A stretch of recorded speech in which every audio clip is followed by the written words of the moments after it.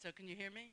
So I had a very nicely done a presentation with videos and all sorts of things for you, so you wouldn't have to keep looking at me, but we'll have to try to go without it.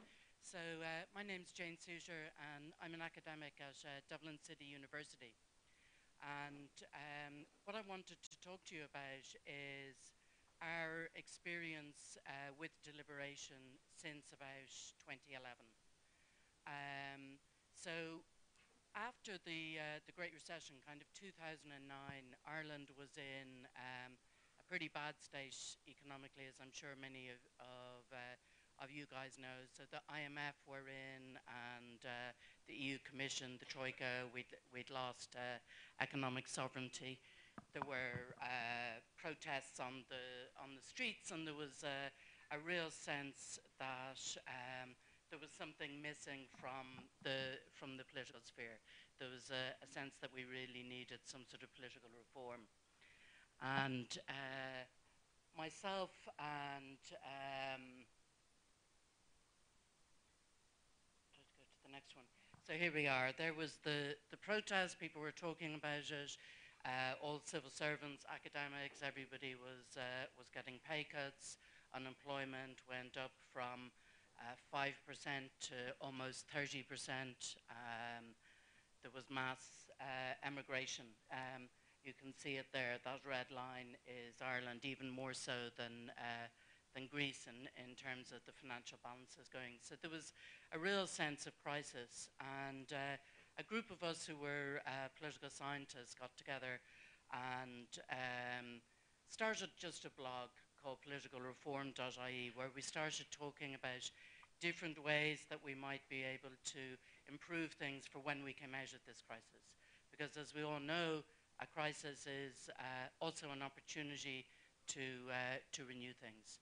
So we talked about all sorts of different reforms. We put this on a blog. The major newspapers took interest. We wrote a lot of op-eds and so on. And one of the things we talked about was having a citizens' assembly. So trying to bring citizens' voices in. There was a real sense that the government was running things. The government had, bailed out international bondholders. The government was responsible for this financial calamity. The government hadn't listened, and so on.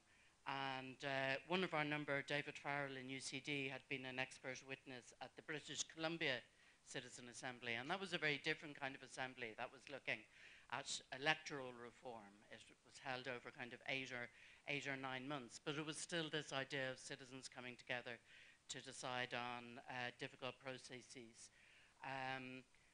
So we were writing about this, but we faced a lot of opposition from the government, from civil servants, and from the media.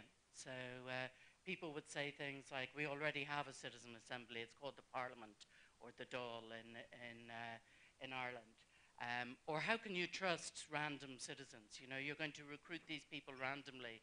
They could be anybody. How can you trust them? They'll come up with mad ideas. How are you going to, you're not going to be able to corral this or make sure that it's producing ideas in the kind of direction that might be helpful and so on.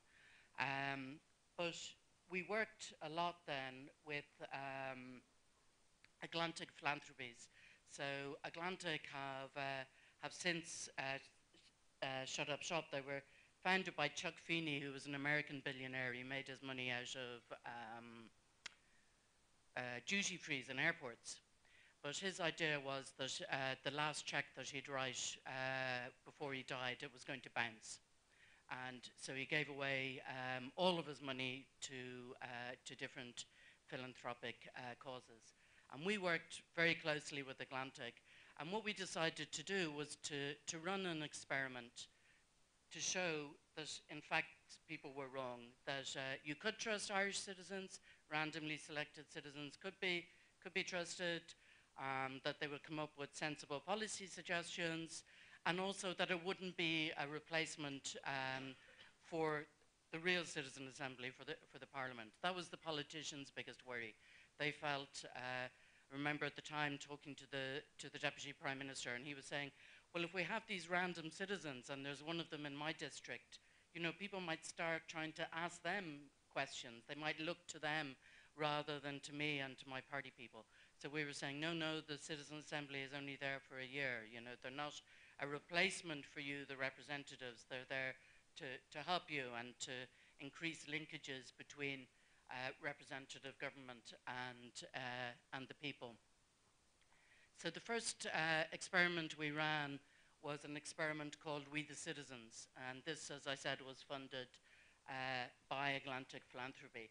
These are the 100 representative, insofar as 100 people can be representative citizens. They were chosen by an opinion poll company. They were 50% men and women. They were from most regions. Some were unemployed, some were professionals, some had never voted, some were keen participators in the electoral process. I'll see a little bit of this video, might work. So we ran it in the Royal Hospital. These are the people coming in. We called it a sort of a National Citizens Assembly. And I know we're trying to get to less than 20 minutes in our presentations because we started a little bit late. So the video is up on the web. It's wethecitizens.ie. So rather than playing you the whole 5 minutes, maybe I'll skip it over. But basically, it's about citizens saying, how much they enjoyed the process, how they felt listened to for the first time. How nobody had asked their opinion before, but now it seemed important that they would give their opinion. Oh, now I'm going to be loop, am I? Here we are. I don't know where I'm going. Okay, so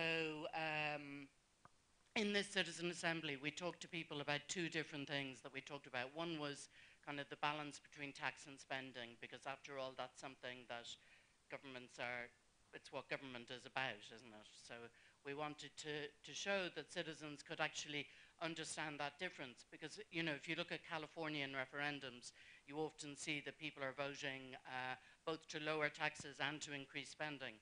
So they don't get the trade-offs. But we wanted to show that if you went further than just a referendum on this, if you actually got people to deliberate, that they'd understand these trade-offs and that they'd be able to make the choices. So that was really interesting. And they voted to increase taxes for certain things and so on, which was very interesting to the politicians afterwards. And the other thing we got them to look at was political reform. And again, they came up with some interesting suggestions. So we produced a very sort of professional-looking booklet and a video and all sorts of things. And we brought these around to all of the civil servants and to all of the political parties. And we showed them that, their worries were unfounded, that, this will only help to try to rebuild the trust that they'd lost with the people if they could institute an assembly like this. And that the following election in 2011, most of the main political parties put some form of citizen assembly in their manifestos, which we were delighted with.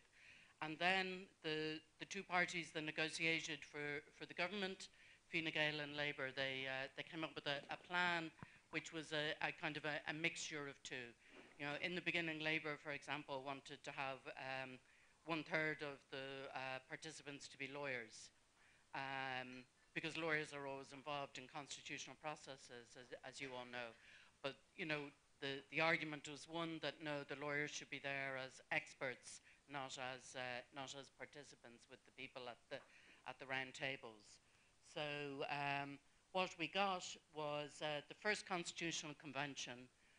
It had 99 members. There were 66 citizens, and this time 33 politicians who were in accordance with their representation in the parliament. And people were really worried about having politicians. They felt that politicians would dominate the discussions and so on. But we have a lot of work out there, and it shows that in fact they didn't. They largely behaved themselves. And the kind of issues that we had on the agenda, the most noteworthy one was probably marriage equality. So the convention voted for marriage equality, but also that it should be put to a referendum of the people.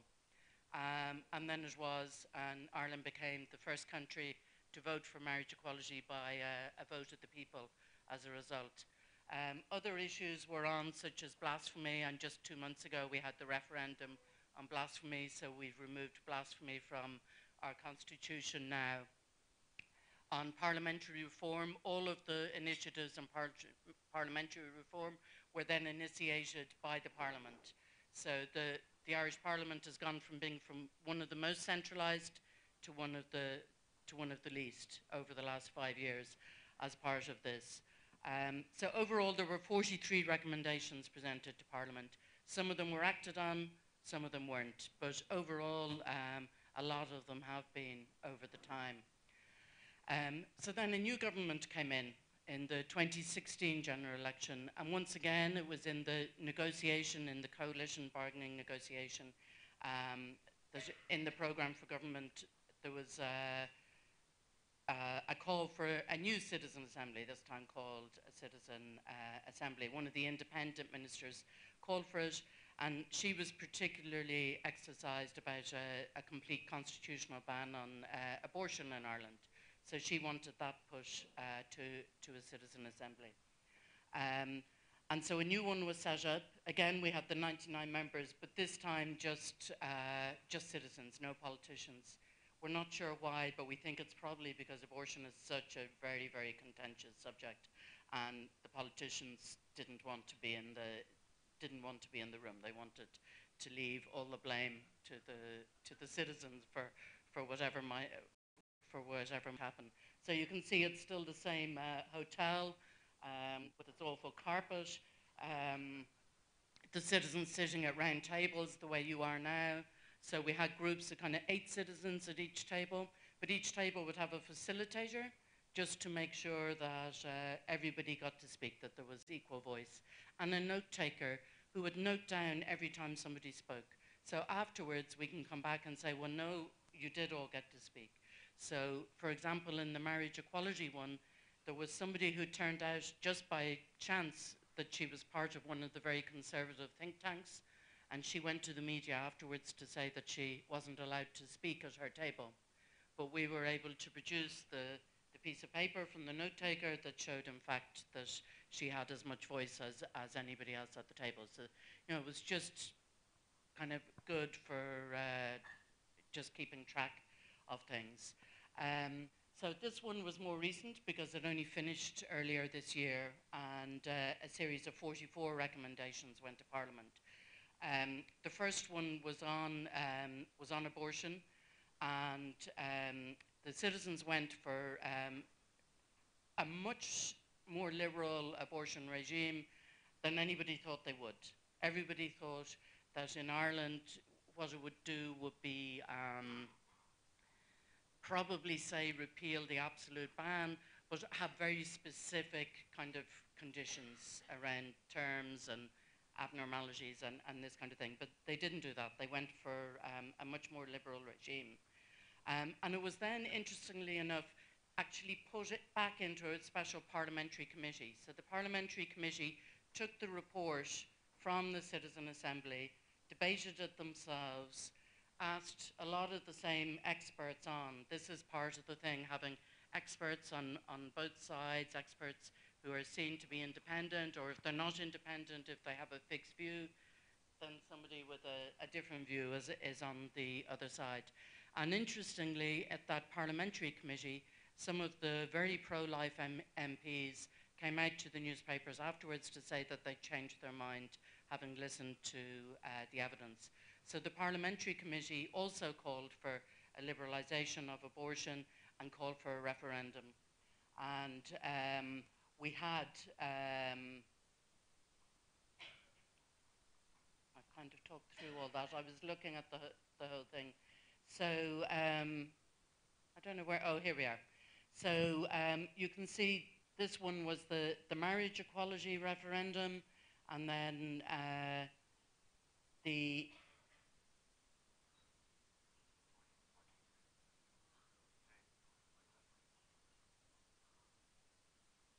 it's gone backwards now. Okay, anyway, and then the abortion referendum. The second topic in the second assembly was on climate change, which is really interesting because Ireland is an extreme laggard in climate change, particularly the kind of the agricultural sector.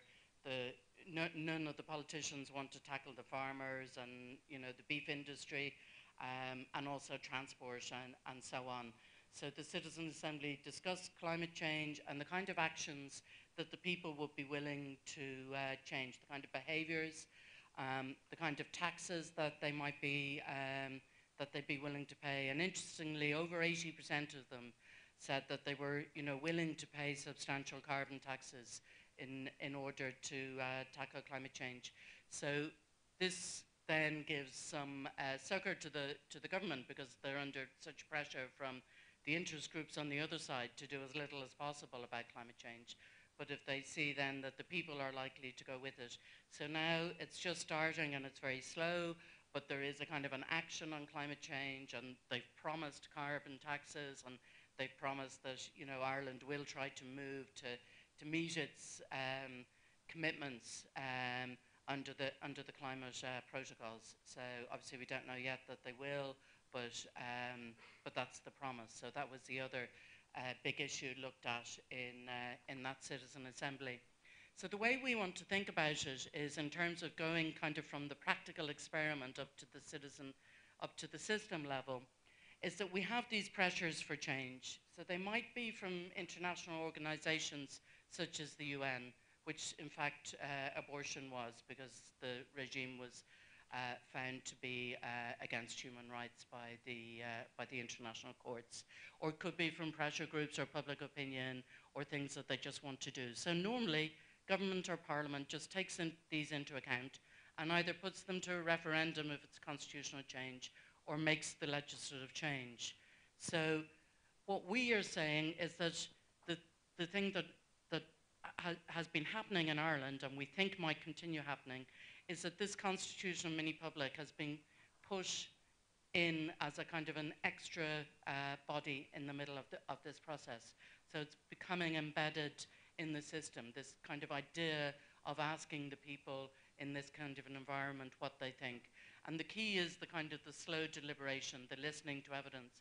Unlike the deliberative polls in Africa that you'll hear about next, what happens is these go over 5 weekends, 6 weekends. So there's a lot of focus on kind of depth of deliberation rather than just on 1 weekend.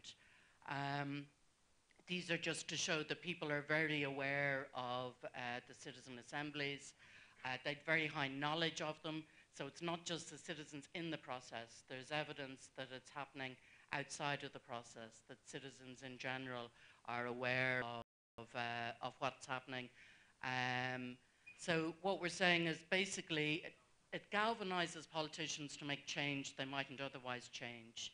It provides additional linkages between the government, the people, and the media.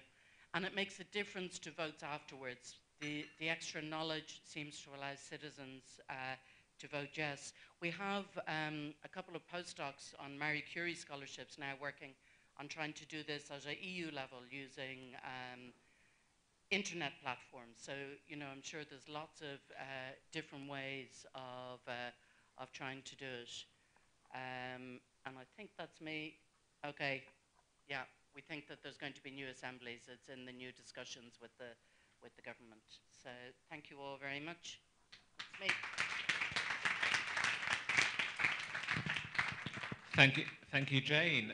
So a couple of points for me out of that. The most important one being, I was in Dublin just after the abortion recommendations came out of the Citizens' Assembly. I remember reading in the press, oh, this is a disaster for the Citizens' Assembly process. The government, they've touched the third rail of Irish politics. The government are never going to be able to implement it. All of the political parties are going to move away from this agenda. And actually, it's the thing that unblocked it. What was a very stuck political conversation changed as a result of that citizen deliberation, which I think is a really interesting example of how sometimes these processes can be more radical and can open up opportunities for politicians that when they're in the normal run of things, they can't take. So Totally different context, some very similar issues and some similar approaches. I'm going to hand over to Nathan to talk about East Africa and deliberative polling. Thank you so much. My name is Nathan Tumuhamia from the Resilient Africa Network. I will be presenting our success stories regarding how we've been able to engage the citizens for policy changes, especially focusing on climate change. And we've been doing this actually in different settings, especially in one, we did some deliberative polls in East Africa, specifically in Uganda, in terms of implementation, but also in terms of uptake. So we tried to bring in another methodology of how we can engage citizens in terms of how they can influence policy changes, especially on controversial and complex issues like climate change. So following this, we did 6 methods approach to engage the citizens. And in Uganda, we did this in 2 settings, one in Butaleja and another one in Bududa. These settings are affected differently. In this setting, it's more of land floods, whereas in this setting, they are the landslides. But most of the policies that have been developed are cutting across. That's policies that address disaster issues. So government came up with the policies more specifically on 3 areas. One was on resettlement management, the other was on land management, and then the other policy was on population control. So in all these settings, the policies that were developed were implemented by government, but they were backfiring over time, and the government didn't have answers why most of these policies were backfiring. So we basically, if to take you into context, in this setting, we've had landslides in this area over the last 2 decades. And whenever there are landslides, there are a lot of people who are dying. So following these landslides, government introduced the resettlement management policy, which was being implemented across the country. But whenever they would take people away from these risk areas, people would return back to these risk areas and actually go to a more risky places. So government was asking, what is it that is motivating people to remain in these risky areas, even when the government has introduced resettlement policies? So government had no answers to most of this. So we also know that these disasters actually are more predictable. We know that whenever there is heavy rainfall in this context, we expect landslides and floods within the same area.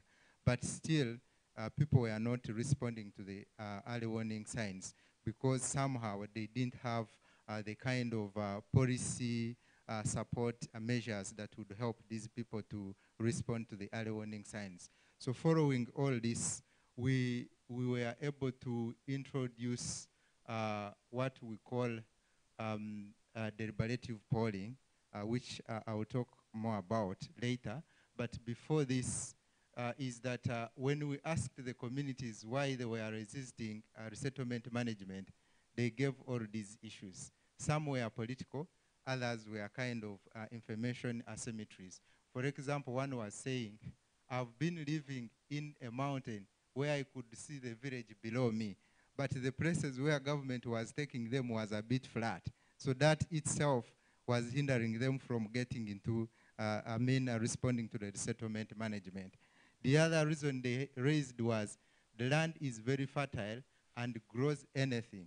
But where you're taking us, the land is quite infertile. So how do we match the two in terms of how people could be resettled? The other aspect was on ancestral attachment. In most of these countries, they do ancestral attachment that my grandfather was buried in this area. Why do you want to separate me from the ancestral burial grounds? So all these were limiting the resettlement management program.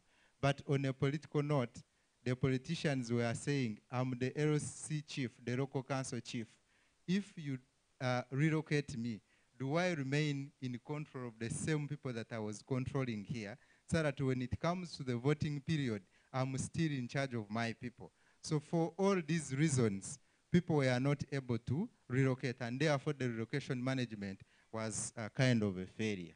So because of this, and because of course of this information asymmetry, because when you look at most of these areas that I've presented, they were more to do with information asymmetry between what the communities know and what the government expect. And this is, of course, communicating to the low citizen participation in most of the discussions that involve policy formulations. So, and of course, as I also said, because most of these policies are top-down, they are developed within Parliament and then taken to the communities for implementation. So because of this, we now went out to determine whether the community opinions on key policy issues can change when they are informed more about these policies during formulation. And based on this, we implemented the six method approach of a deliberative polling, where we started with the first process was to do a desk review and consultations to identify the policy options. There are these different policy options that are highlighted in the policy recommendations of government. So we are able to identify those policy options, and then we randomly selected a representative sample. You saw we had over 200 randomly selected samples from the community, and of course with each of the policy options, we are able to come up with advantages and disadvantages, the pros and cons for each of the policy options, because we needed to present this to the communities to understand the both sides of this. And so after this random selection, we did a pre-survey, which we call the baseline opinion poll. So on the 200 and plus randomly selected individuals, we first did a baseline poll to understand the status of their support to the policy options that we are presenting them. Then after this, now we invited all of these people into a deliberation. So like we are gathered here, so everyone who was randomly selected was invited for a deliberation with the help of local governments. And then after this, of course, during the deliberation, we would go into plenary sessions and then break the people into smaller groups so that they can intensively discuss most of the policy options and try to come up with the pros and cons for each of the policy options. So we are also able to get the voices qualitatively, and after this deliberation, in each of the groups, they would identify the most pressing issues they would want to present during plenary. So they would identify a representative who would take the identified issues into the plenary, and within the plenary session, we would have the government representatives and the civil society representatives to respond to the issues that were raised during the smaller groups. So this would be like a question and answer to provide enough information on most of the controversial issues. So after this process, we did a post-deliberation poll to see if this participation had enabled these citizens to change on how they perceived some of these policies. And so this was the process that we were able to do, and we scientifically tested this using the scientific methods to identify policies that changed as a result of this deliberation. And key to this was we saw a lot of changes. About 36 out of 38 policy recommendations had changed after deliberations of citizens, both on the settlement management, on early warning and response, environmental measures, and local infrastructure. So we see like this was one of the representatives from one of the groups who was presenting the issues that their group had raised to the plenary session, so that they are able to get responses from policymakers, but also from people who understood, who had information about this. So these are some of the areas. For example, on resettlement management, we see that rezoning high-risk areas for no settlement was an area that was presented to these people. Before, the support was at 55%. But after their engagement, it rose to 67%. So you see the difference of 12%. And this was for Butareja and for Bududa, actually it changed from 77 to 84 because now they were enhanced and engaged in terms of information. We also brought the issue of temporary stay with families during heavy rains because those are more risky, during the risky times.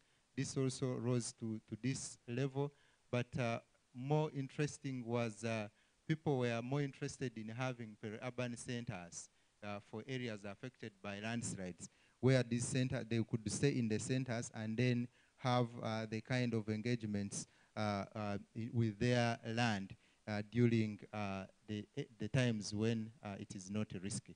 So all these policy options were presented, and this is how they scored before and after. So we saw a lot of changes following this citizen engagement, and following this, the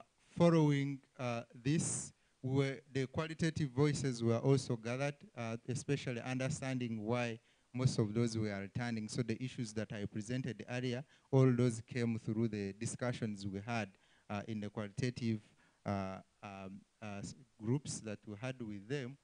And following this, now we translated these findings into policy recommendations, and we started now engaging the local governments and also the national governments on how they can implement the findings from this. So we are able now to come up with these policy recommendations, which we presented. There are some policies that can be developed at a local government level, and there are those policies that can be developed at a national level. So we are able to engage again, we are able to take these findings back to the local governments to identify which policies they can afford in terms of formulations. And then we are able also to get the policies that can be implemented at a national level. So we are now able to engage at different levels, and following these engagements, now the government has changed the policy on resettlement, and now they are instead resettling people within the areas which are accepted by the citizens. And following this process now, actually the government of Uganda has changed to resettle people in a district called Bulambuli, where now all the people that are affected by landslides will be resettled. And this was also coming from the findings that we need to be resettled in places that are quite mountainous but safe, but also the same level of fertility in those districts are quite high. In fact, the response is quite high that the government is now not ready to resettle everyone, because initially there was resistance, but as of now, people are very much willing to get to those places. And these are now some of the headlines that are coming up. Government finalizes plan to relocate Bududa landslides victims, because now after this kind of engagements with citizens, they started changing their mindset. But also they didn't know the level of citizen participation and how it can influence most of these policies in terms of adoption, but also in terms of providing safety to these citizens. So for that, I will leave this for now, and we'll get some questions on how we can have more engagements. But the key message that I can give here is that sometimes we underlook the value of citizen participation in terms of how they can influence most of these policies. And following this, we are able now to underscore how citizens could help in influencing policies. Thank you so much. Thank you very much, Nathan. So one of the things that struck me about that was, what would happen if you institutionalized that? What would happen if you made it such a regular part of the way in which government was taking its decisions before problems arose? In the same way maybe that's happening in Ireland. What are the ways in which you can make that longer term? The other thing that struck me is information. You know, there was a slide in there where people were worried about planting trees because they thought the government owned the trees. And those kind of bits of false information are out there. We shouldn't get stuck into a kind of rationalist world model that says that like better information means people take better decisions, because actually people have all sorts of conflicting, various accurate, inaccurate opinions, beliefs and things like that. And one of the things I really loved about that process was it allowed people to bring them out. and allowed government to listen to them as well in a different way. So on the topic of knowledge, on the topic of data and information, I'm going to hand over to Andreas from Open Knowledge Foundation, who will talk a bit about that. Thank you, Anthony. Good morning, everyone. Good morning. Good morning. My presentation is titled People, Power, and Sausages. And so you might ask, so what does all of that have to do with sausages? And rest assured, you will know by the end of the presentation, I hope. Can I get the remote control?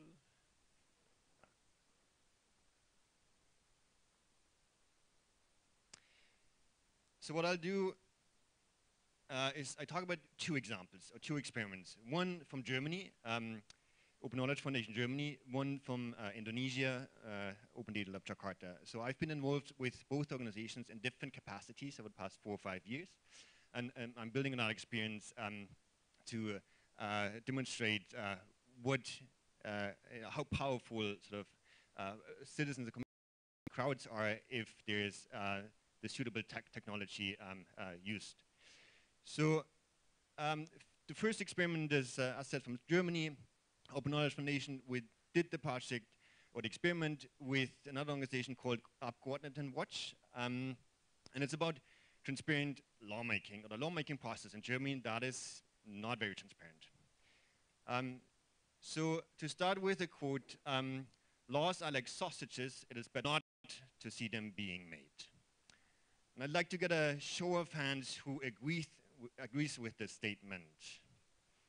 Okay, there's a few. Which part of the statement? The sausages and the laws? Okay, only the sausages. Okay, makes me happy. So in early 2017, the Ministry of Transport in Germany announced it had drafted a law that would make climate and weather-related data publicly available.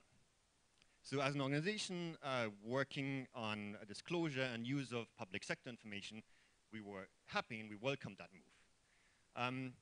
And so we were trying to find out more about the law, or the draft law.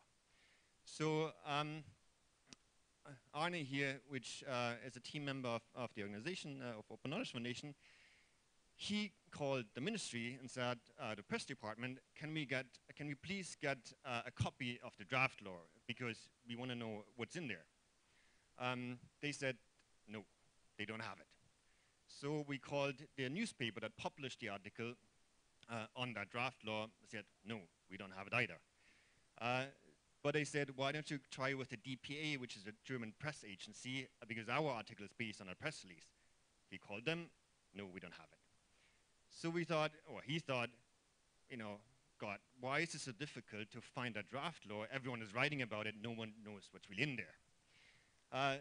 So we thought, or he thought, well, let's just call the department within the ministry in charge of the law. So we looked at the organogram, he called them, no response, email, no response.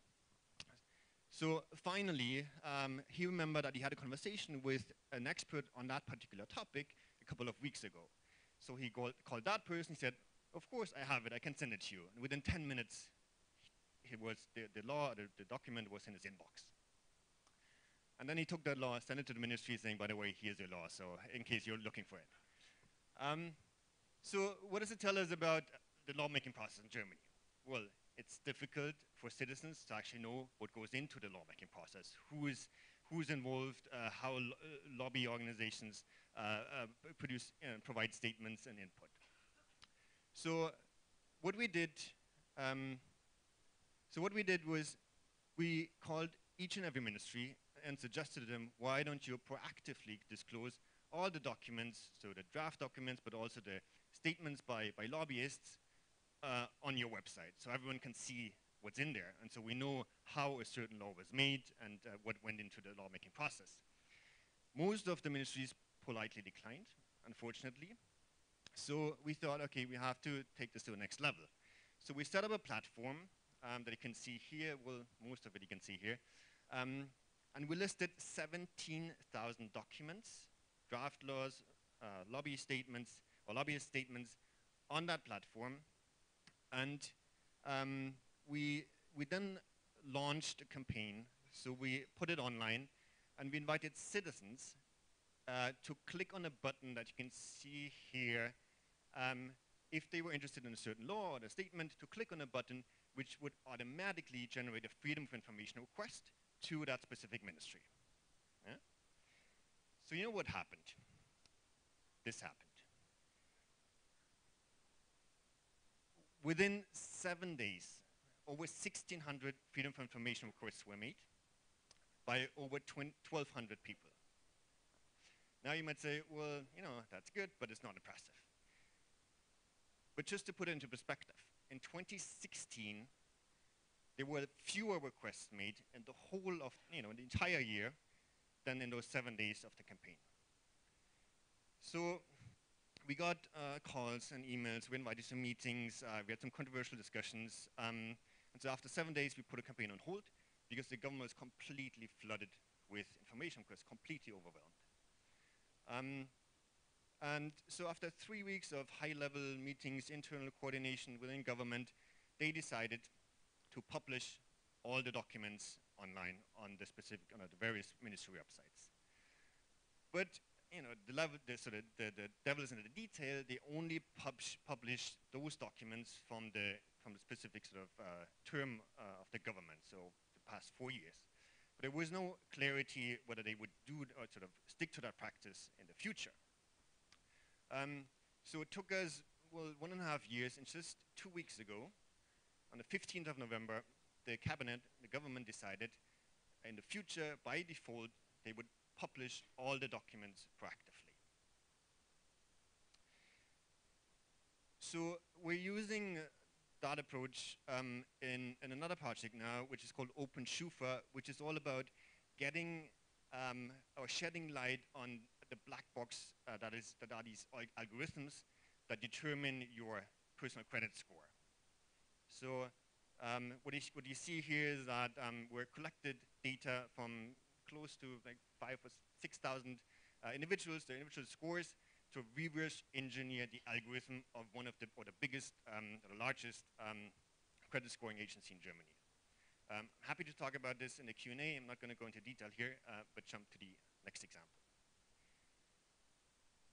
So the next one is from Indonesia, and so it's a project or an experiment implemented by the Open Data Lab Jakarta that I've been involved with for the past couple of years, and it's about mining and deforestation. So what you see here is a picture of Indonesia, and deforestation is a huge problem in Indonesia.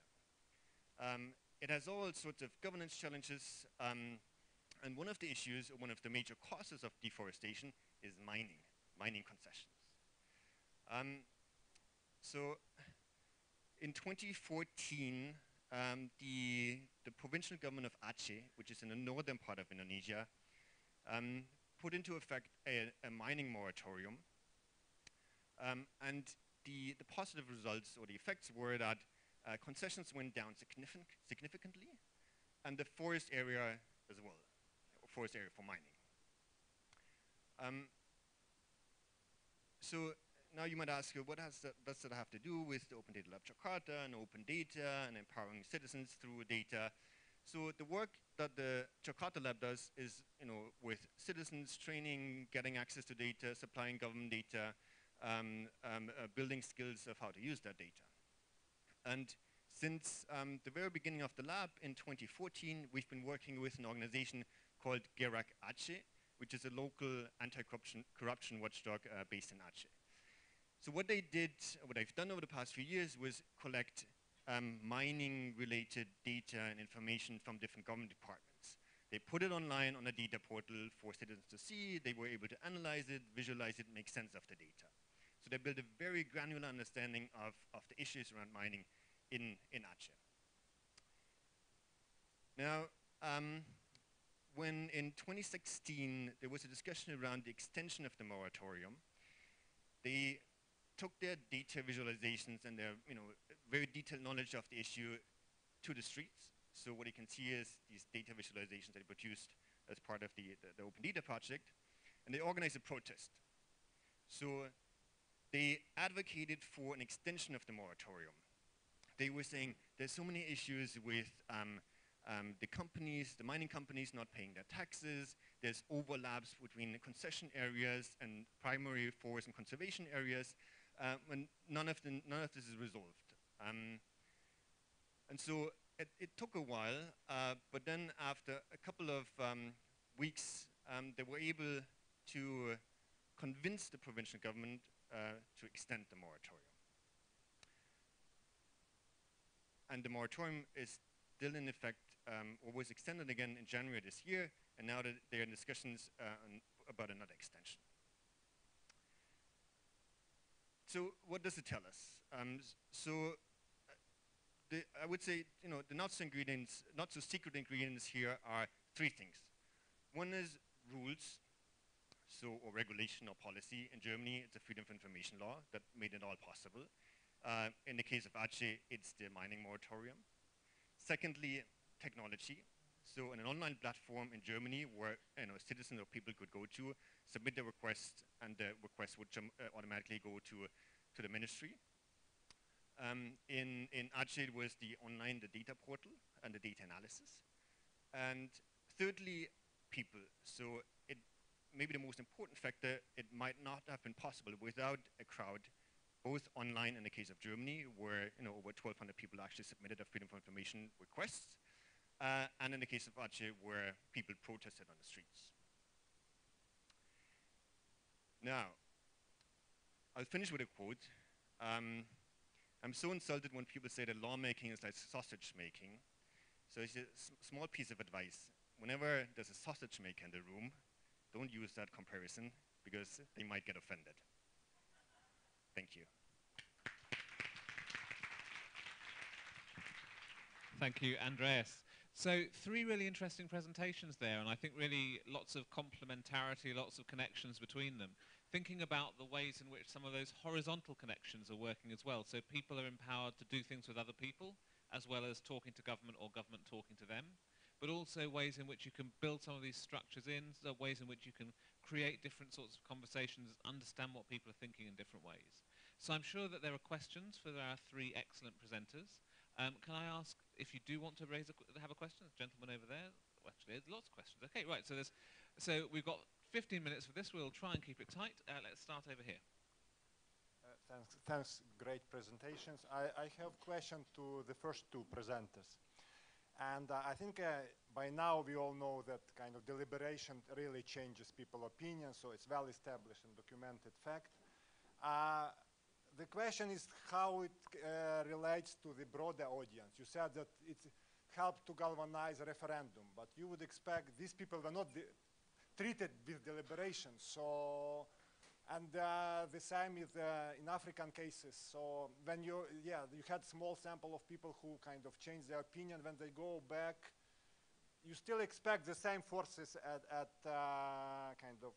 at play, basically. Either in referendums, the traditional political parties will try to to argue for their points, or in these communities you would have people who are, so still how you see this link between people who get your treatment, deliberation, and broader constituencies? Great question, thank you very much. I'm going to take a few and then we'll come back, one down here, and oh my goodness.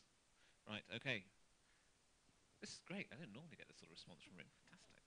Hi, thanks a lot to all of the 3. They were really, really interesting examples. I have a question for Jane, actually, around what makes a difference. I think the question is basically what differentiates the citizen assembly initiatives and what made it successful as opposed to a variety of different other grassroots initiatives that work with citizens in different levels. I suspect it has to do with your methods, but I also suspect that it's much more likely that the critical success factors that actually drew the attention of the politicians had to do more with the reputation of the organizers or with the kind of preparatory processes and so on. So what is it that makes this process visible and influential in the end?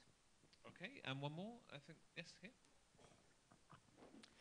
Thank you very much. Very interesting presentations, all 3, and I'm reinforced further in my opinion that the things they are very much context specific. So we're speaking about the situations, and they need to be, we need to be speak from our context perspective. Now the questions, and my questions also to the first two presenters. I'm wondering about the process of democracy within your extended democracy. Now, what specifically? The people you collected, I'm sure they were different people, and they must have had different opinions. I'm wondering, how did you arrive to the final set of issues? How did you arrive to the agreements? You selected 43 or 44. How did you arrive to those 44 within your context? And a similar question in Africa. How do you identify these themes or the initiatives that you wanted to take further from your process? Thank you. Okay, there are three great questions. I'm going to ask Jane and Nathan to give a brief answer on the process, but I'm sure there'll be lots of opportunity to go into the process directly with them, either at tables during the discussion or afterwards as well. But three really good questions. How did it work? What was the special sauce in Ireland that made it work? And how do you manage when only a small number of people are ever going to be able to taste that special sauce? Okay, thanks a million. So some great questions. So yeah, the literature is actually full of questions about, oh, it's all very well, you get changes in the 100 people who go. So you get the changes in the mini public, but what about the maxi public? What about the citizens overall? And we've just started kind of work on that, but we have a couple of papers out. And one of the keys is, of course, the communication of it. So part of it actually has to be the media. And do you get the media attention? Do you get it on TV? And so on. And like we did things like live stream. We had better and worse websites depending on which process and the budget and so on. But I think the fact that the politicians were involved, especially in the first one, the fact that they were very contentious subjects that were the subject of a lot of debate, meant that the broadcasters turned up, live streamed the plenary sessions. They weren't allowed into the roundtable deliberations. The newspaper journalists turned up. The journalists changed their minds. A lot had been very skeptical. So as a result, that's why we saw in the end, like 78% of people knew about it. They were able to answer really detailed knowledge questions about it. And these were people who weren't there. And so the only thing really is of kind of media exposure that happened. And in terms of making it visible, well, that media exposure is kind of afterwards, but beforehand, it was the working with the government and the civil servants. So a lot of others, there was numerous other groups you can imagine from civil society when Ireland was in such a crisis, but a lot of them kind of did their own thing and then just did reports and fed it in. So we went to a lot of effort to actually talk to civil servants and talk to politicians. And then in terms of the issues, what happened was the government decided on a small number of issues, but the people didn't really like that. So one of the key things was that this was over numerous weekends, so it gave them time to have control over the process, to ask for which experts they would like, to really be able to interrogate the experts and so on. And so that's why it went from kind of 10 issues that the government asked them to give opinion on to sort of 44 that they decided to give their opinion on. And that's because they were actually given quite a lot of power within the process and time. Thank you so much. I'll begin with the last question on how we identified the final opinions to present to the citizens. One is the first step in this is, as I said, is a desk review to review the different policies that are implemented by government. And we are able to identify about 62 options. And then after this, we now called the different stakeholders within the consultative meetings that we had. And this actually was dominated by government, which advised on the policies that were a bit controversial on their side, that they felt they needed more information. So we were able to narrow down to 36 policy options that the different stakeholders came up with, but also in terms of where government needed more information and more engagements with citizens. So that's how we arrived to this.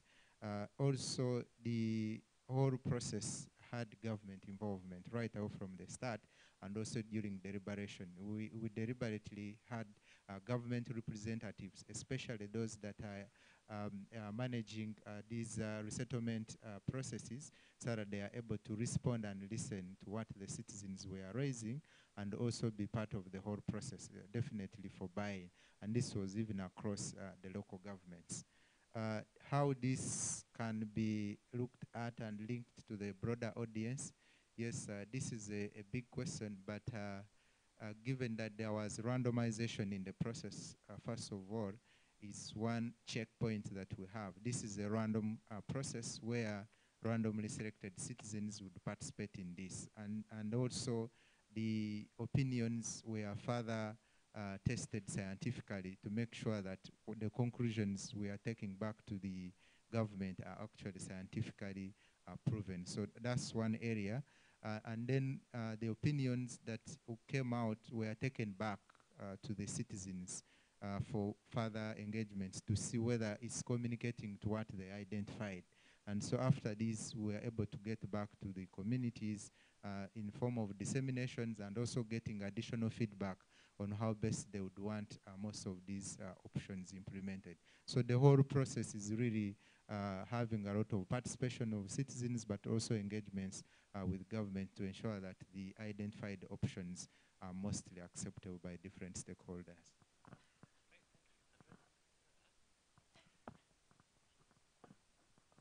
Thank you for those great presentations. I am interested in finding out, I think building on to the last question, a little bit more detail in terms of your selection of participants in the deliberative processes, because I think one of the key issues that often gets to arise is how do you incorporate the voices of the marginalized, the young, for example, the women, for example. I'm thinking, for example, with the Ugandan example, how did you manage to incorporate, you know, because when I looked at some of the reasons as to why people would always come back to the risk areas, I was trying to listen, for example, to young women's voices in those reasons. What exactly were they able to share, and how were you able to incorporate their voices in the process? Same for Ireland. Thank you, great question. There's quite a few people who want to come in. There's one on this table, then one on the back and several on the back. So let's start with this table and then we'll work our way backwards and then around the room.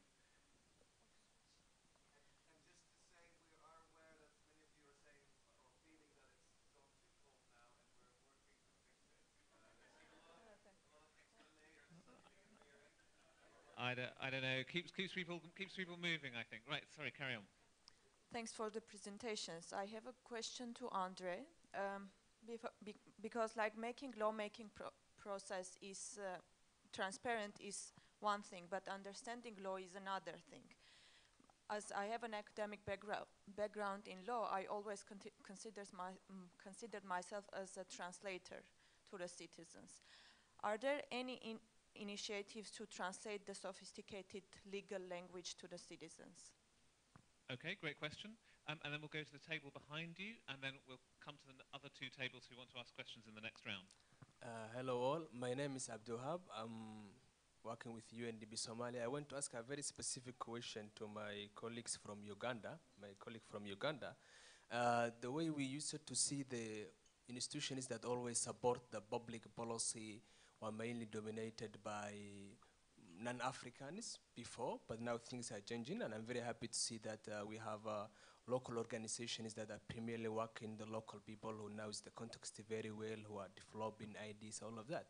But I still feel that there's a bit gap specifically on what you have presented was more like an assessment that was being made to influence policy, but I don't think that it's more innovative, and here we want to see maybe that we can say this is a model that worked, innovative model that worked, that can be replicated in, let us say, in other African countries or Asian countries, other than the assessment or consultation with people and producing papers. What we're still missing is a unique, innovative models, experimentations that are maybe ready for a scale up.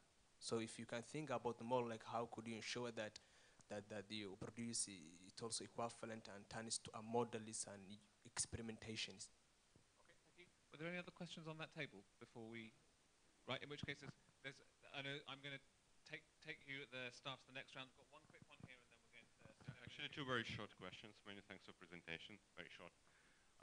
Especially to Ireland, and another example is to what extent this approaches in Ireland. This is the third edition of Citizen Assembly. To what extent this approach is... Questions I'm going to ask our panelists for short answers. So just a quick reminder, the scalability and replicability, the global availability of it. How do you handle representation? How do you handle people who are harder to reach? And how do you handle really technical issues? So, Andreas. So I guess I have two responses to your questions. So first of all, transparency in itself, unless you're a political scientist like me, doesn't have a value, a practical value. So something has to come out of that. So there needs to be about participation, accountability, whatever. So I think there's two responses. One is there's intermediaries or infomediaries, as they're called, who translate difficult to understand topics to citizens, basically. So when you look at the example from Indonesia, Gerrit Aceh did exactly that. So we're able to break down very complex issues on permits and mining and tax payments of taxes by companies and all of that in a easy to understand way. The second response is, and then I probably hand over to Jane, is what you can see in the Citizen Assembly initiative, that citizens actually are able to understand very complex issues and even complicated policy-making processes and laws. And I understand that the language that lawyers use or policy advisors is sometimes quite complicated, but I think these sort of initiatives and others show really well that actually citizens can engage and understand these complicated topics.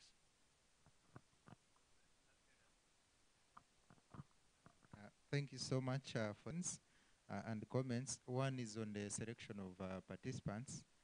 Yes, again, it goes to the randomization process.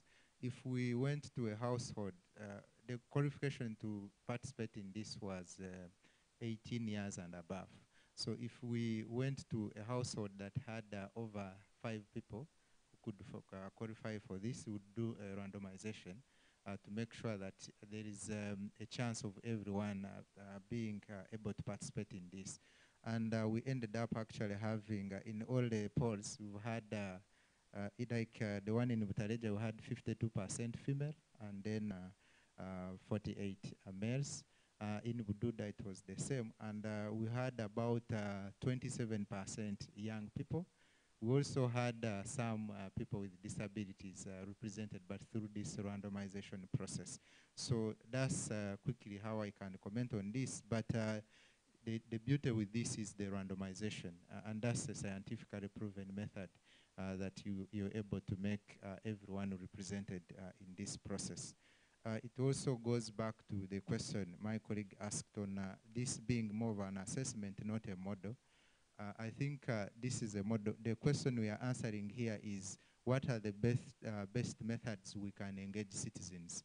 Because apparently it's more of opinion leaders. Most of the governments, whenever they want to get an opinion on any policy-related issue, they just identify opinion leaders.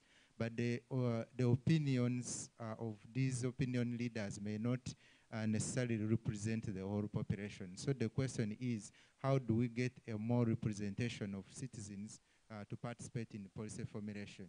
And this is the question and the model that we are presenting, that there are scientifically proven methods that we can use. And this has been piloted across.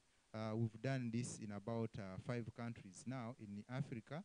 And across the globe, I think the relative polls have been done in over 27 countries. So this is a process that has been applied both in the developing and the developed world, and we are seeing the different results coming in this. And this also goes to the aspect of the globalization of this process. I think we've already tested this in the different settings. It's now a matter of how do we institutionalize this in the different countries.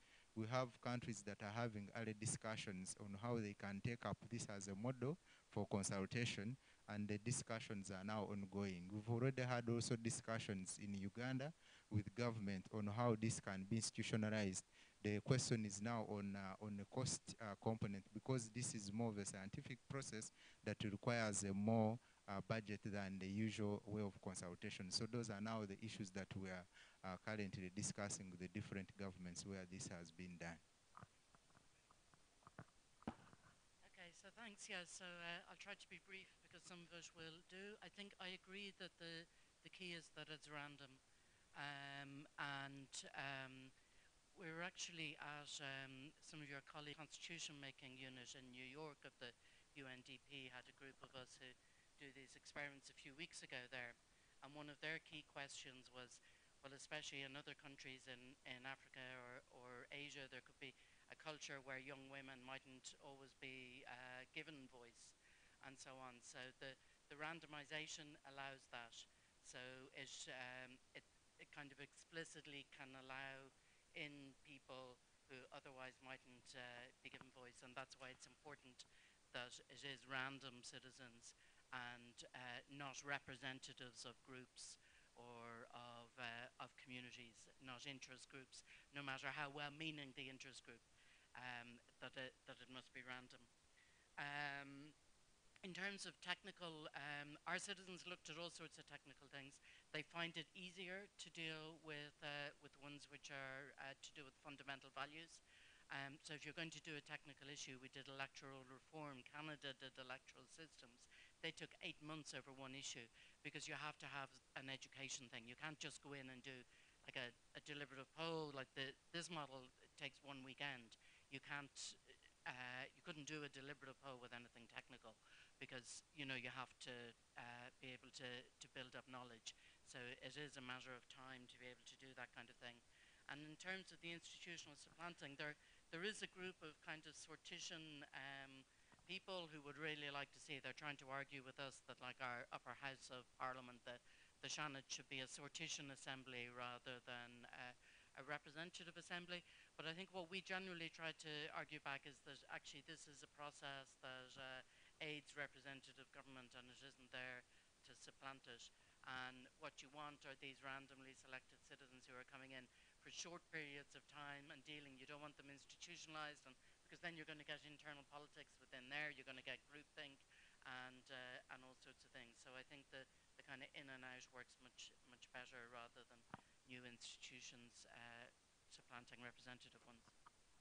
That's great, thank you. We have some questions on the table and the back, and some here as well. I'm going to take that table first. I'm going to run down here. If there's anyone on that table, there's one table over there. So start there, and then we'll go down here.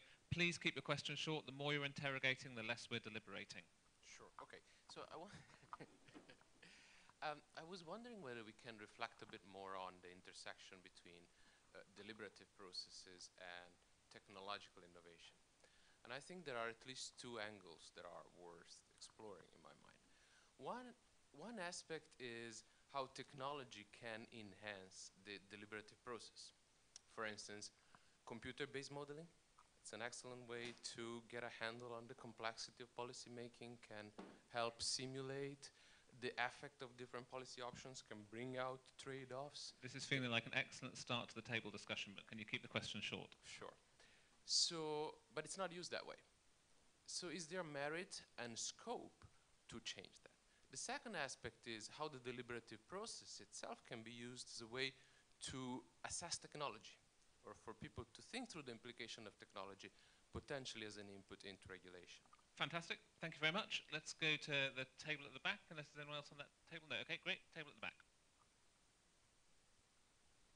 Thank you. I'm Marina from UNDP Armenia office. My question is about this lawmaking process. Actually, in Armenia, we have a platform that is called e-draft, and any draft law can go to parliament before it is on this platform for 2 weeks for public discussion.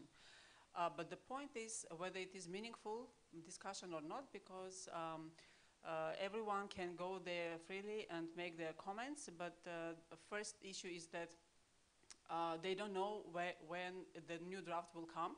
There is no announcement about this.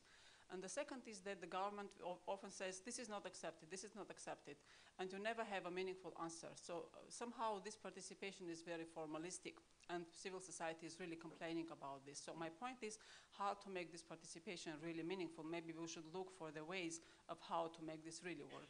And the second goes for the citizen participation. Again, you have spoken about so many recommendations. My question is, what is the follow-up on implementation of recommendations? Because there have been so many recommendations done in so many ways. And again, civil society in Armenia is complaining, saying they participate very often, they provide full list of recommendations, but then no one pays attention to this because government says we didn't have time, this was not important, and so on, so on. So my question is, follow up on recommendations, how we do it. Thank you. Excellent question. Thank you very much. One more person on that table, and we'll come to the next. So my question is to Dublin's Citizens Assembly. Actually, I'll just keep it short. Is your data accessible? Is your assembly accessible for people with disabilities? How do you include people with disadvantaged areas? And also, do you experience any conflicts in these assemblies coming out of different opinions, different ideas? If you do, how do you handle it? Great question, thank you. Let's move on to this next table here. Just that way. Marcus Brand, UNDP, Ukraine. First of all, thank you for the really good, interesting presentations. Very useful, inspiration, good details. I just want to say that to me, the issue of participation and participatory approaches is not a new thing.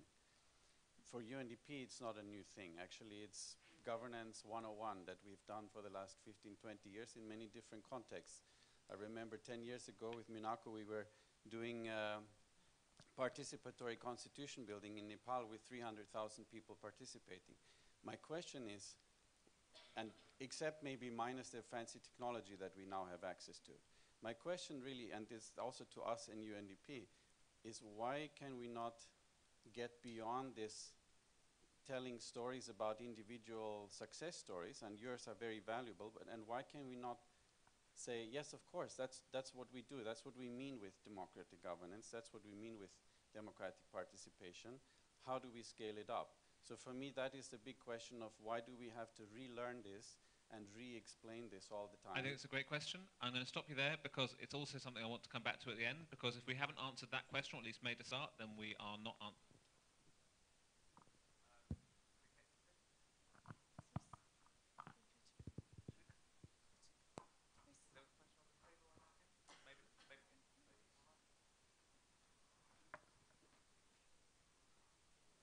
Thank you. I was wondering about the weight of the specialists that implement those processes or that drive these processes. How do you do in order that they don't influence the process? And do you think there is a bias with those same specialists? Randomization of the processes in order to assure participation or real effective participation of different populations. As we've learned in the experience of participatory processes, sometimes it's good to do a little affirmative actions to actually ensure the effective participation of populations. Maybe not in Ireland, but in Latin America we have a lot of indigenous populations, and that's complicated. So affirmative actions just in the scope. Okay, last point. Let's keep it really short. There's 2 points here, but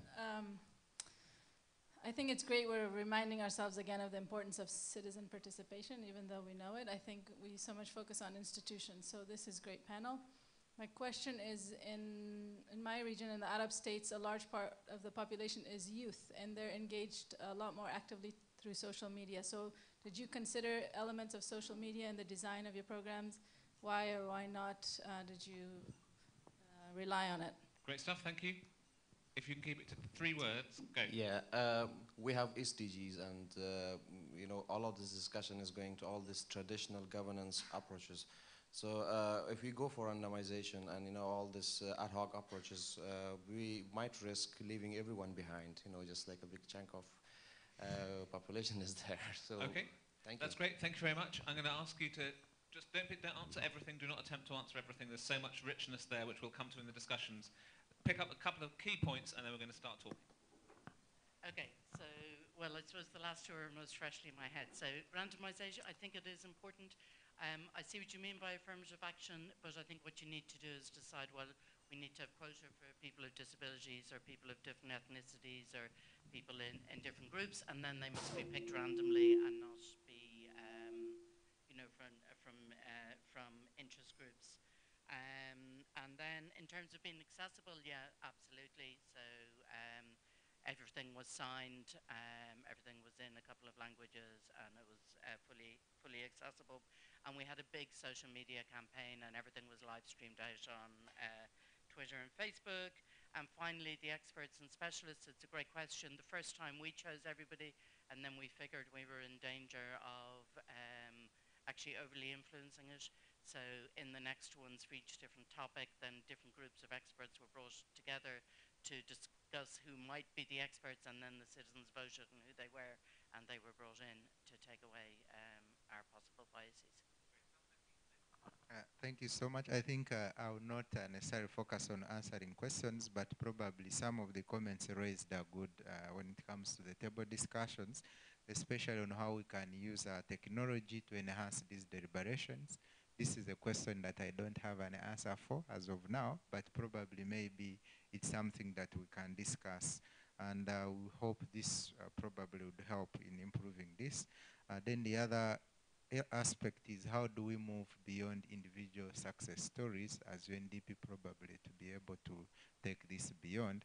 And I think the discussions tomorrow would be also focusing on how some of these case studies would be strengthened in terms of the way forward. And there are some sessions tomorrow focusing on taking these experiments beyond the discussions we've had.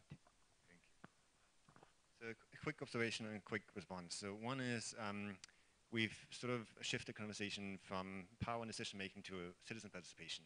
But to me, there's so much more to power and decision making. So how do you empower individuals to make better decisions and choices? How do you hold the powerful to account? And also, I'd like us to broaden the discussion again, when we have the group discussions.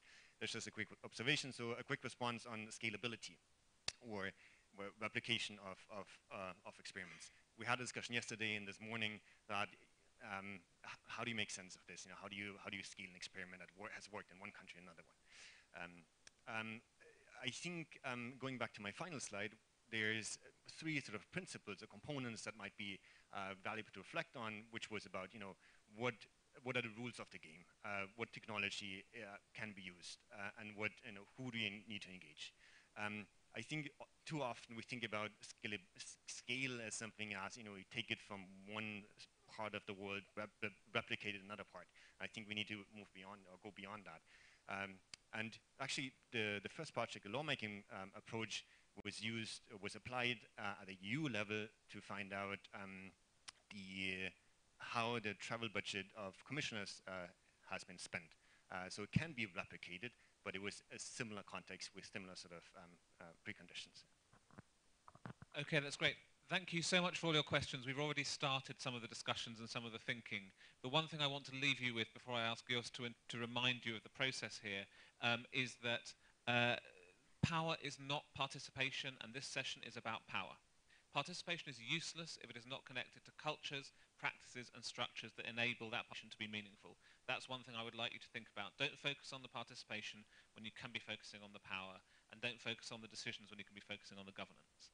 But Joost, quick introduction or reminder of what people need to do, and then we'll get discussing.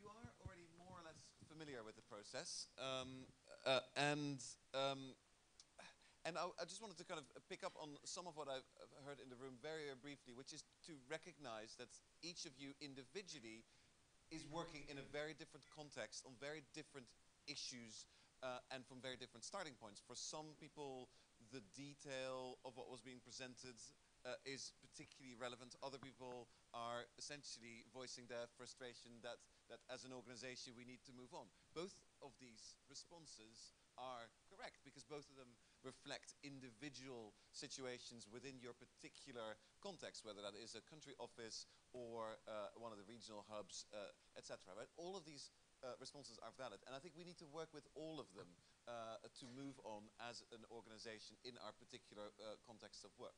So what that means that I want to remind you of is that this is really about both you and your particular work in the near future, and then of course also about UNDP and how it moves forward as an organization. So when you work now for a few minutes individually around the projects and ideas and principles that seem particularly relevant to you, that is really that question. What do you think are the things that stand out to you individually as where we need to make the shift? Right? And that might be about very technical, particular processes, or about that question of scale and moving on as an organization, right?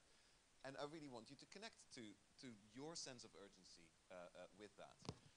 And then the second point is when you share in a later stage, this is not about coming up with one sort of table consensus of ideas. We will be working with a multiplicity of ideas going forward, naturally. That's normal. And that also means that these might not be things exclusively within UNDP, but also processes that UNDP can support externally in the context that you're working in. So that's another point. And I really wanted you to get started now. Take a moment, as we have been listening and talking and voicing questions, take a moment individually to reflect on what you think are the most relevant principles for you, and what are the ideas that stand out for you that you could be doing. And then we'll move on from there. Now, let me just, a quick show of hands. The table hosts and co-facilitators that we've got, are they on all tables? No, not entirely, but more or less.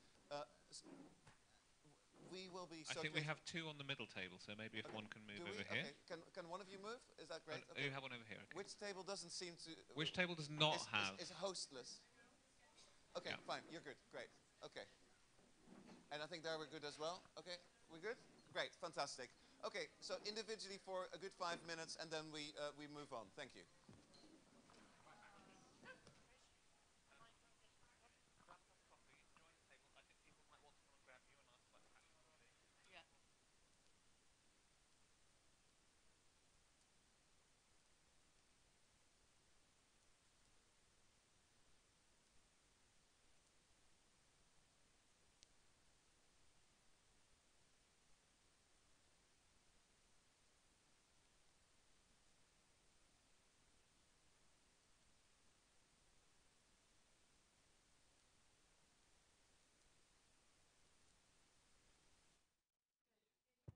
And if at this point you might have lost your playbook, which might be the case, feel free to go straight to the mat where there's lots of space as well to be written on.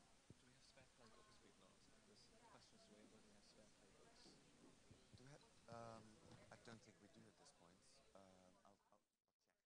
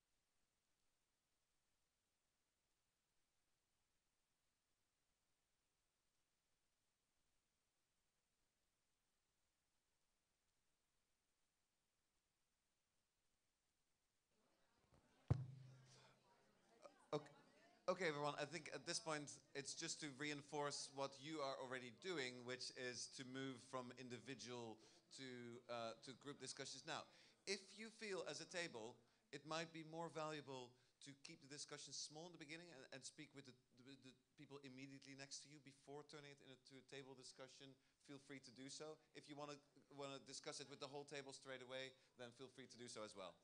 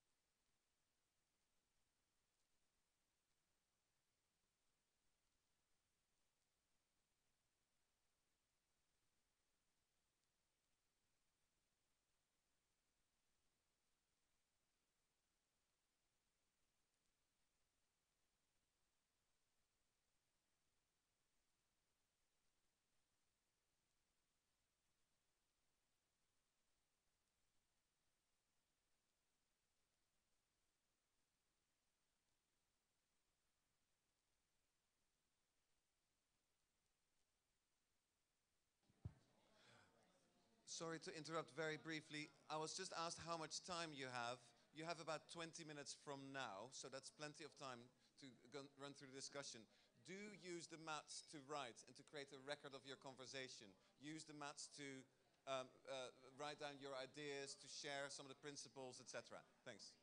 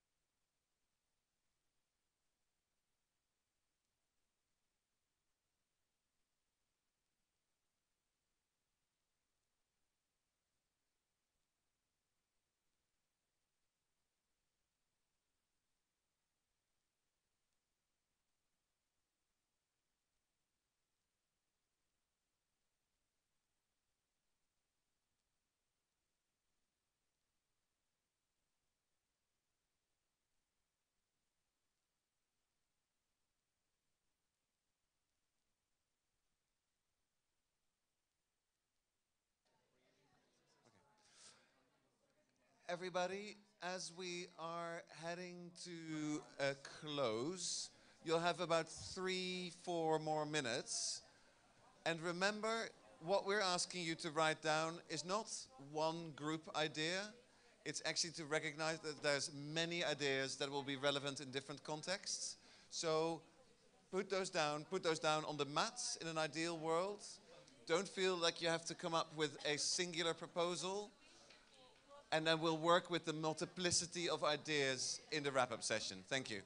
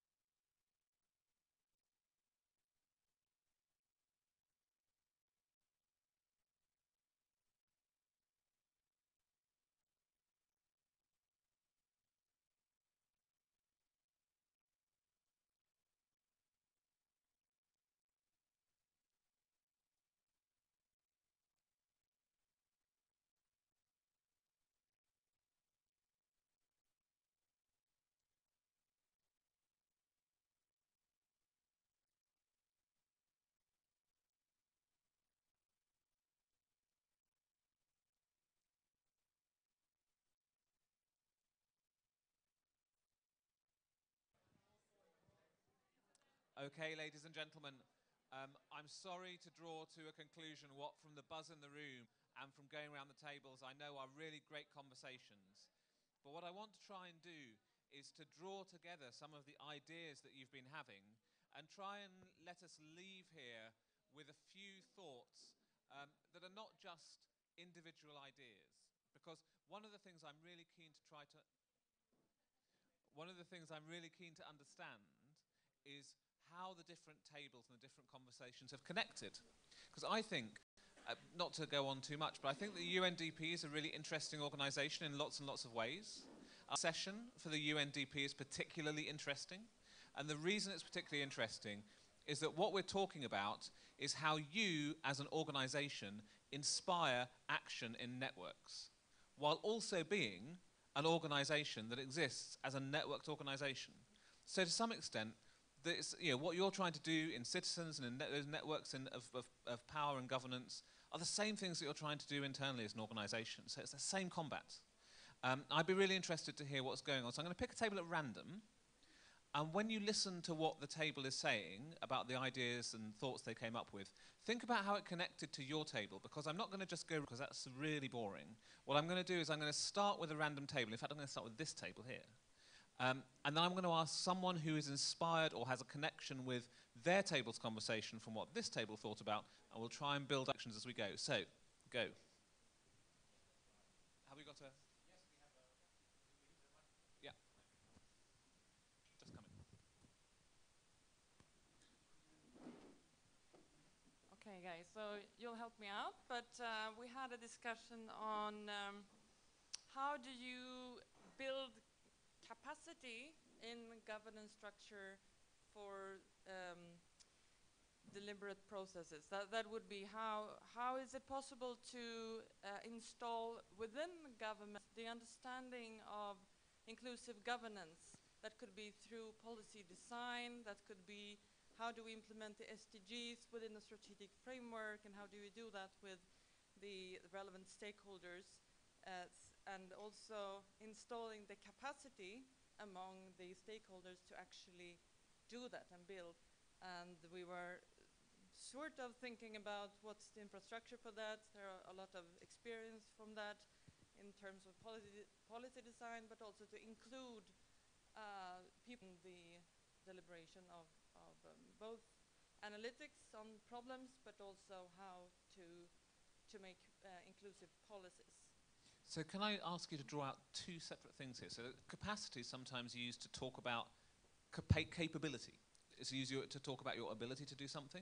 But capacity also means, are there the people around you who can make it happen? Are there enough people in the organization or out in the world? Which one of those were you talking about, or were you talking about both? I think we started with capability, to build the capability, but then you also need people to do it. So people behind. There you go, you see, that's what happens. Yes. Yeah, that table there. I was just waving, sorry.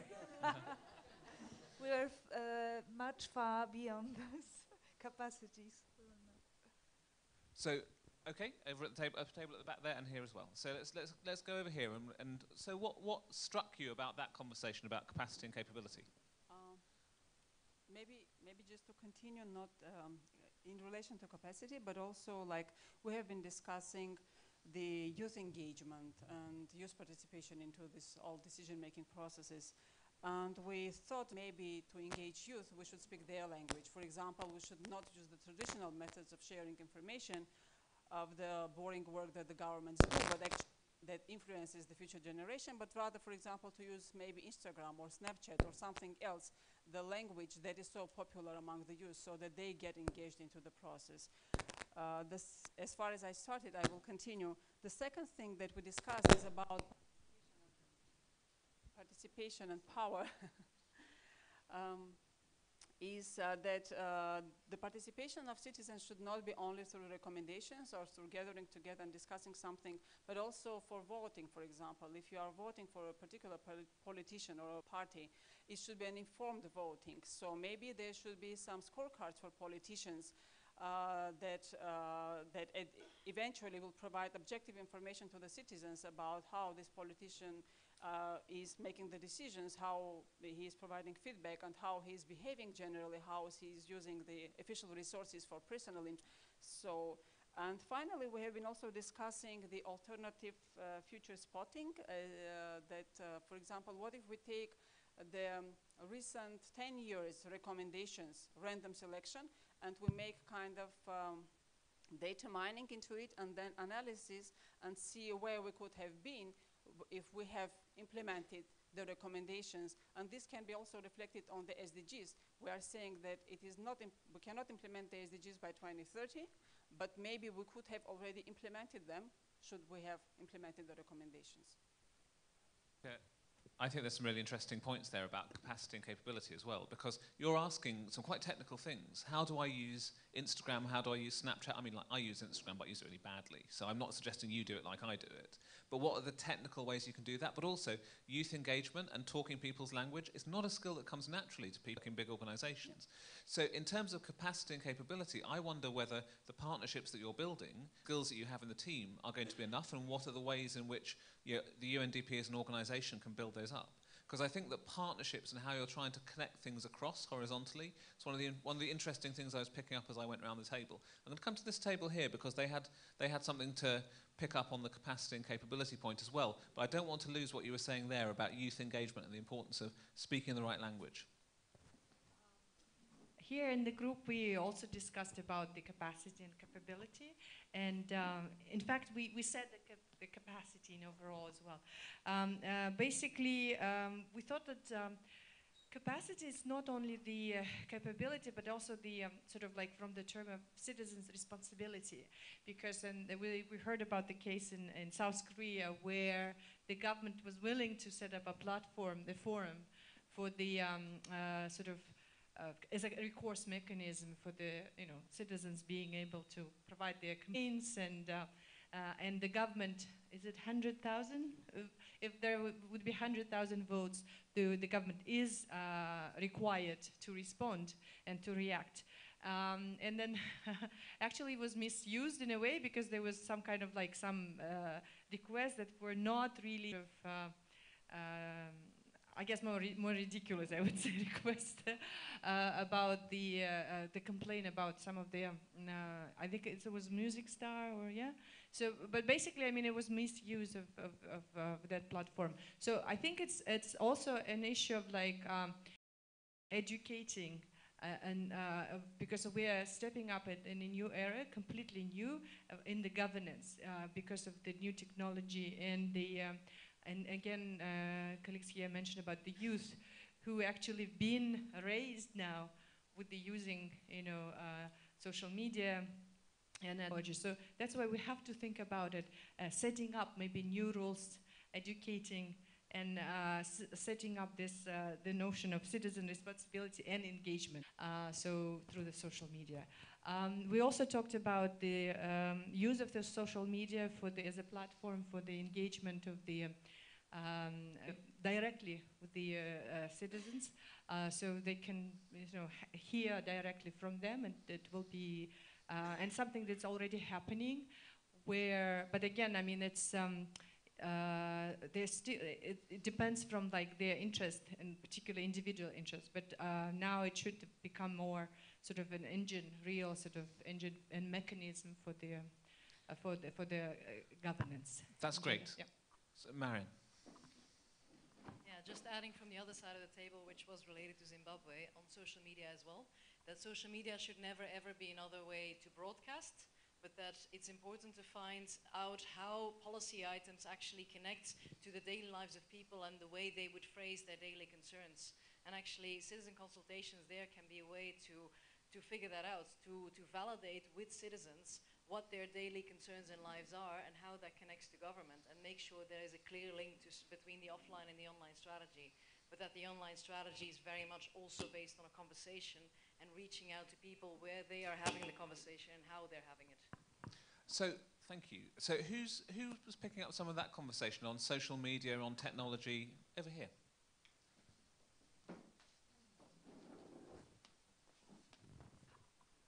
Okay, so the conversation here shifted a bit to engagement from the regular perspective of us engaging to the perspective of the persons targeted feeling engaged. I think the rule-making process assumes that there is interest in the public to participate in the first place. And the discussion here tried to understand why in certain instances young people is one demographic and indigenous people feel the need not in the first place. The parameters of trust between themselves and the institutions of government, confidence to participate in the first place, and application of ICTs to stimulate that participation came out as areas where we can try in at least to construct capabilities of engagement, feeling the necessity to participate in the rule-making process in the first place. So we found a significant correlation between such engagement catalyzed from the public itself to feel part of development that concerns them. So one more comment on that table very quickly, and then I want to just pick up. Just to add a little bit, and maybe sometimes because of the context are so different, sometimes we're concentrating in social media to include the youth, but what's going on with the old technologies, right? That's something we have to mix these new technologies with old technologies in order to be able to link these people that are right now digitally not literate, right? So what's going on with radio, what's going on to other things, we shouldn't leave aside that. I think that's really important. And I think your point about disruption is great as well. But it made me think, well, I'm really looking forward to your meeting with the government. You go, guys, I've got this great idea. We're going to totally disrupt and undermine your power structures. You're up for that, right? You're in on that? Brilliant. Let's do it. Because actually, there's quite a lot of things in that people feel they lose control over. So one of our questions, I think, is how do you hold enough control so that you can give reassurance, while not holding so much control, you're suffocating all of the opportunities for innovation, which is something I want to come back to. But let's go to this table now. Just picking up on technology and on combining digital, analog, and a variety of other approaches. I have to admit, we took advantage of the opportunity that a number of us here from the same country office and already started crafting a pilot. I know that was not the idea, but yeah, just to speak the truth to people. And what we discussed a sort of a focused piloting of a range of different participation arrangements, but again, not losing sight of the topic of power, right? And looking at the choice of issue and the choice of what to discuss, and not participation for participation's sake, but to ensure that we start from a point where there's a real problem that exists. Because I think from the presentations that we heard, it's very unlikely that government will develop the skills and the capabilities and so on to engage and to interact when it doesn't face a problem around something. So picking up on an issue where there is a real need to do something differently, and then the risks are also kind of already on the table. And then piloting a range of different initiatives. So one would be the kind of maybe a slightly adjusted citizen assembly model, but then combining that with technology tools for digital participation that in essence have to be more superficial and kind of broader than the kind of in-depth engagement that we can see from this. The other way in which we would like to pilot this and include technology is to ensure that whatever issue is being addressed, that there is a sort of data stream related to that includes public data by necessity, of course, but then also if there are some other sources that could be important for decision making and for deliberation, that ensuring that technology is used in all of the ways that it's possible to use.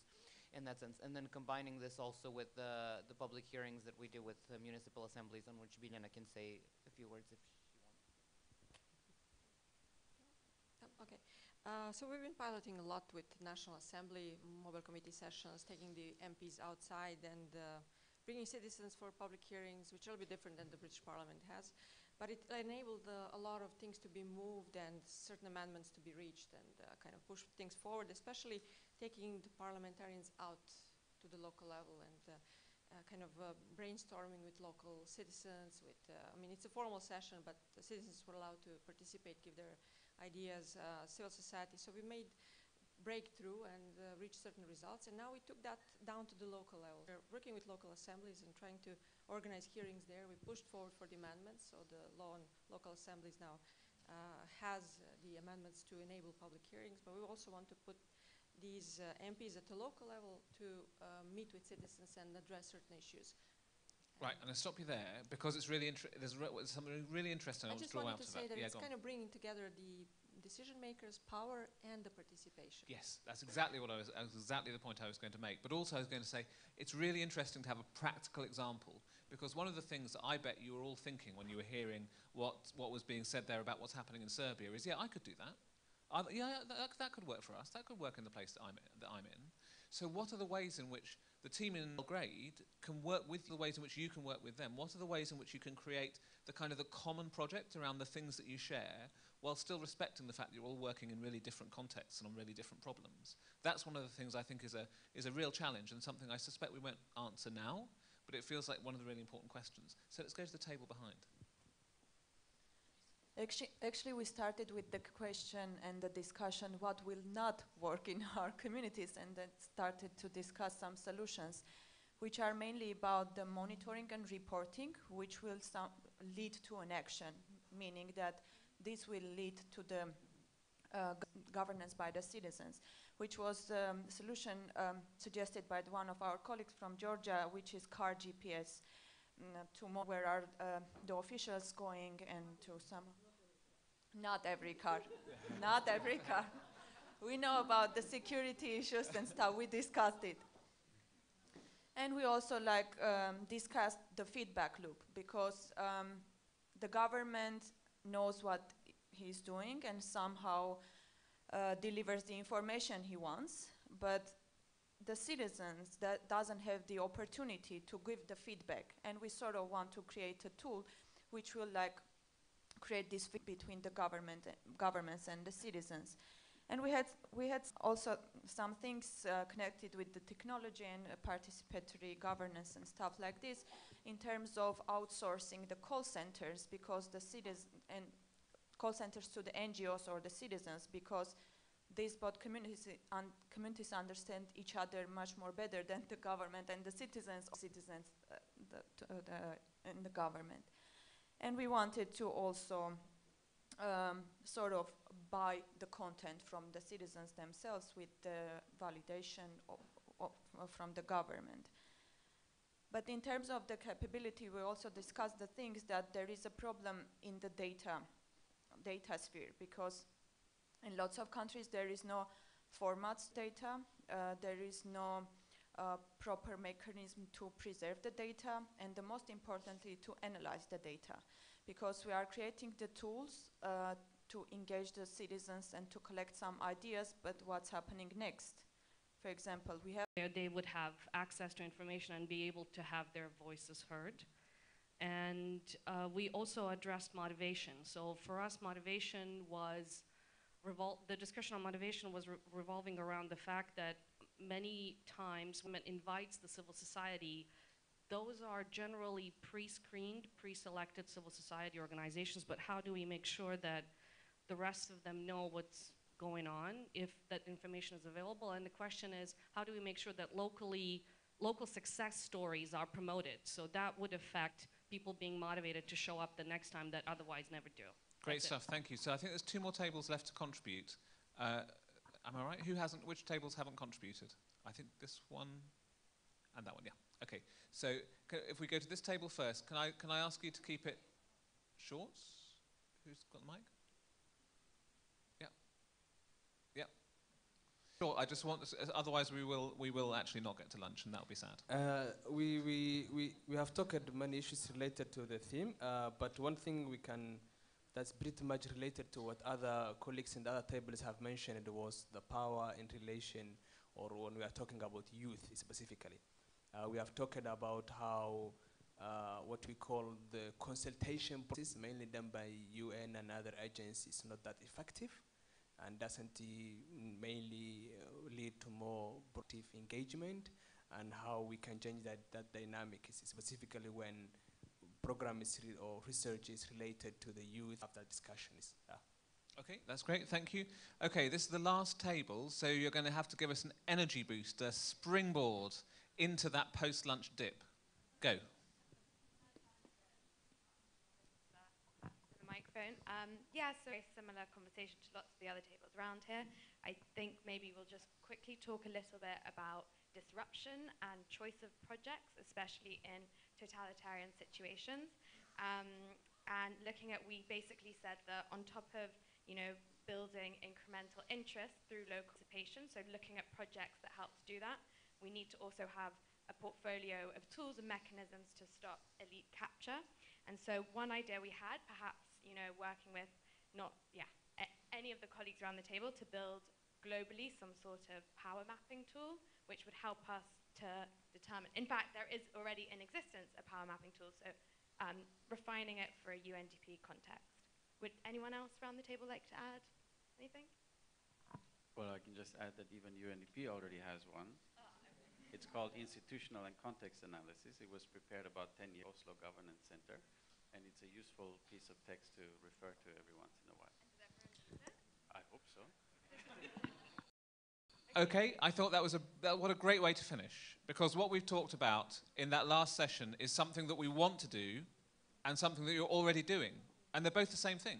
And that for me is the perfect summary of what we've been talking about here, because so many of these conversations have been similar, and that's not a criticism. They've been similar because you're facing the same challenges, and the range of things that you can do is also relatively limited. So there are maybe 6 or 7 meta projects in this room that are like UND2. There's one that's about how do you reach the people who you might not hear from or who might not have the confidence up, young people, those from minorities, those from groups that are not traditionally represented in power structures. There's one about technology. You know, we all have seen far too many platforms. I have about 900 inboxes. I keep missing messages. But how do you manage that? How, in a world where there's lots of digital action, how do you pull it all together? How do you use the places where people are on social media? What are the things that you can do to join that up? And most importantly for me, what's the way in which the communities of people across the UNDP are working with each other, but also with people in country and with people globally to try to develop some of those things as continuing learning experiences, rather than a piece of research or a tool that sits on a shelf and that people remember because someone used it once and it's a good tool. So those sorts of bits of learning and those bits of knowledge management, they're always essential. They're even more essential in a networked world. And one of the things that I hope we can talk about this afternoon is what are the ways in which we can make those work as partnerships within UNDP, between UNDP and outsiders in country, and between UNDP and outsiders globally. Thank you so much to the 3 presenters who spoke earlier, to Jane, to Nathan, and to Andreas. Thank you to you very much for participating. Do enjoy your lunch.